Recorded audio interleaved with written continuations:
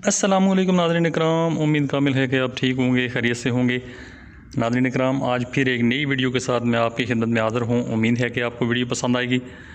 Video पसंद आएगी तो वीडियो को लाइक लाजमी कीजिएगा, मेरे चैनल को सब्सक्राइब कीजिएगा और वीडियो को दूसरे दोस्तों के साथ भी शेयर कीजिएगा ताकि किसी और का भी फ़ायदा हो।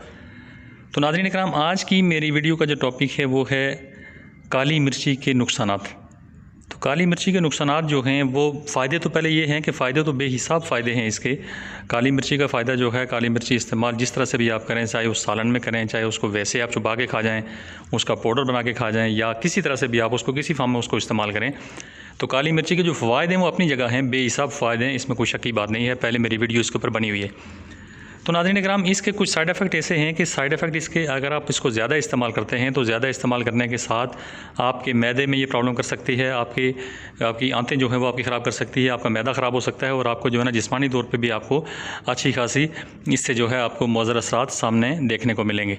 तो नाज़रीन इकराम, ख़ास करके जो दूध पिलाने वाली माएँ होती हैं उनको कतई तौर पर अपने मुआलिज के मशवरे के बगैर काली मिर्ची को इस्तेमाल नहीं करना चाहिए।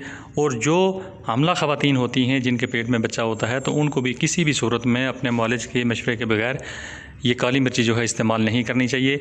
और आम हालत में जो भी आदमी अगर इसको इस्तेमाल करता है, ख़वातीन व हज़रात जो भी इसको इस्तेमाल करते हैं, तो इत्तेदाल में रहकर इसको इस्तेमाल करना चाहिए। इसको ज़्यादा मिक़दार इसकी आपके लिए नुकसानदेह साबित हो सकती है। तो नाज़रीन इकराम, इसकी जो मिक़दार खुराक है वो तकरीबन 5 दाने, 4 या 5 दाने रोज़ की बुनियाद पे आप ले सकते हैं।